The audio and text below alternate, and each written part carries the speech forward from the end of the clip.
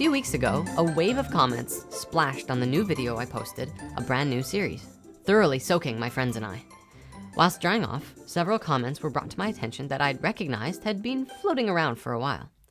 I didn't give it much thought at first. I'd smelled fish like this before, but it never felt like something I wanted to put in my net. You know what I mean?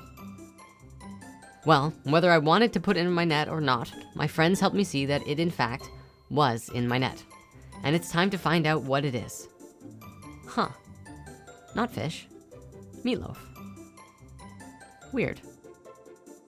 In order to describe to you what's going on, I found one comment in particular that accurately portrays the scenario. I've paraphrased it slightly so that it reads well for a video. It was a part of a larger conversation, which isn't required to read in order to understand this. Well, this guy Mortimer is picking apart everything you say and logically destroying spirit science. I want to see a battle of wits. What will win? New Age or high tech? I, for one, am subbed to both in anticipation of the battle. I'm sure this has happened to you before. As a new vibration is introduced into your reality, you tend to paint a picture of what it looks like or feels like in your head. To me, what it felt like was that all of a sudden I was in a coliseum with this other guy, prepared to take spirit science, and me along with it, to its grave. Amongst a tower of screaming fans prepared for the battle. That's what this comment was describing, isn't it? So in order to paint a more accurate picture, I have to look and see who this is, what he's creating, and how this all came to be as it is. Right now, ask some questions about it, you know? Let's have a look. Hi everyone, once again my good friend Zulu Fight Runner has provided me with a bunch of stupid. And not just a single video of stupid, this time he has presented me with an entire channel full of stupid. Thanks, Zulu. The name of the channel is Spirit Science, and with a name like that I hardly need to do anything, do I? Well, I will. Let's have a look at the first video on that channel. Spirit Science 1. Thought. I get it, Mortimer. I see you.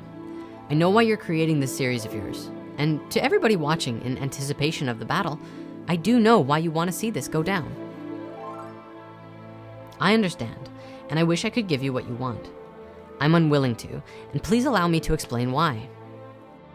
Now, sure, I can stand up at the podium behind the mic and say, Mortimer is this and that. I can say all kinds of things about him. I could defend the message of what spirit science is about and throw all manner of insults his way, just as he's done for me. But what would that create? Oh my goodness, it would be a bloodbath.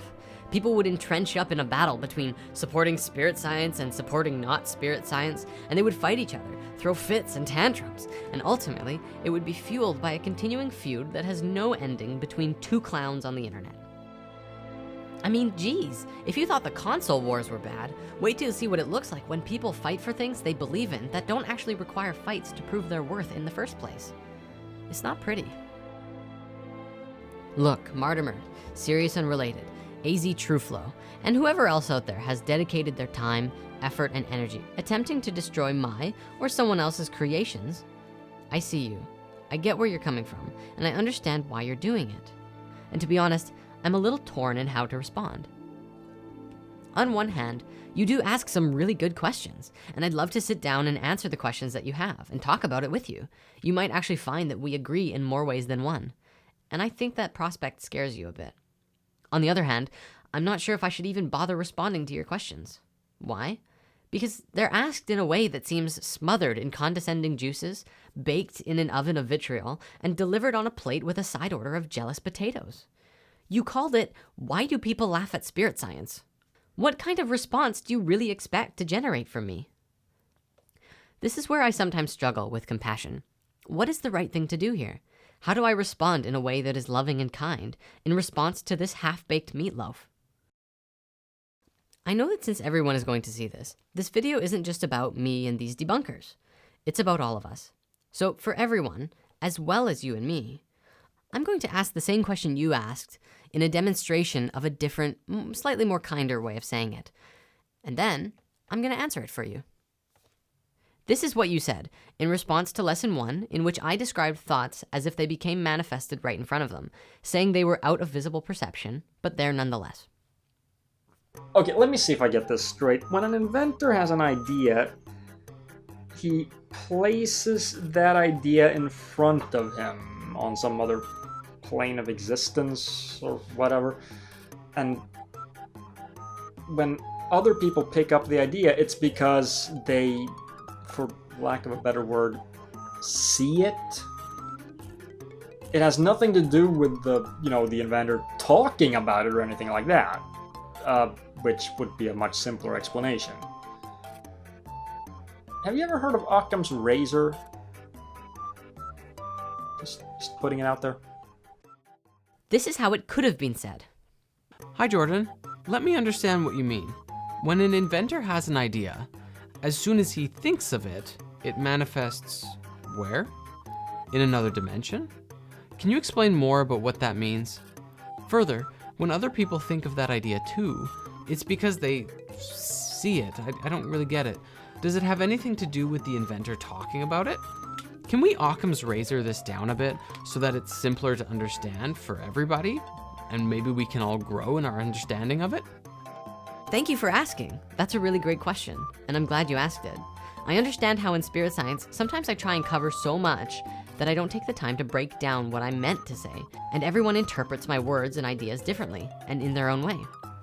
What I'm trying to describe here is that just as all manner of reality exists at different wavelengths, frequencies, and vibrations, thoughts too are a frequency at which the mind resonates to, and is a receiver and emitter for. Think of it this way. Sound is a vibration, and you tune into it with your ears, and you create it in your belly and throat, and emit it from your mouth. And sometimes your butt. What's going on? Visible light is tuned into with your eyes and translated by your brain. In fact, all of the information that your body tunes and is a receptor for is translated and understood through your brain, which doesn't just mean your physical brain, but in the collective brain cells that are throughout your entire body. Not to mention that everything is also filtered and translated by your heart on an even more intimate level. And watch lesson 15 to learn more about that. Or check out the Paradigm Shift series. But I digress. Thoughts are the same thing. They're everywhere. Just as there is a frequency and wavelength that sound travels through, so too do thoughts travel at a much higher frequency, much harder to see with our current technology, but nonetheless there. In fact, if we built a technology that could read and translate thoughts, well, we'd probably have computers that could read our thoughts and do what we tell it to simply by looking at it. Kind of like an Ender's Game. That's the kind of technology I'd love to nurture and grow in my lifetime. Does that help you understand what I meant to say? I hope it does. The fundamental message here is that thoughts are just another way that connects all of us. Another wavelength that we tune into, just like physical reality, our emotional world, the sounds we hear, and the thoughts we think. That's what I'm trying to create. You can insult me or ridicule me, or make videos about how awful of a person I am. You can put on a show about how smart you are. I get it. I did it too. That's cool. You can play that game. I'm going to play a different game. It's a game where everyone wins, and everyone gets everything that they want. It might be a lot harder, but I think that in the end, it'll be well worth it. Martimer, Sirius Unrelated, AZ Trueflow, and all of you other guys. I love you all, and I thank you for opening up a space for me to better explain my spirit science videos. There's a lot of stuff that I only even think of because of your responses, and I may not have come to the same conclusions and understandings without you doing what you're doing. I see the courage that it takes to do that. It's not an easy feat. You have my love. Oh, P.S. Last week, I helped my friend Ray craft a message very similar to this. His vibe is so pure and loving, and his response is incredible. If you'd like to see the other side of this coin, please check out that video. I think you'll really get what I'm talking about.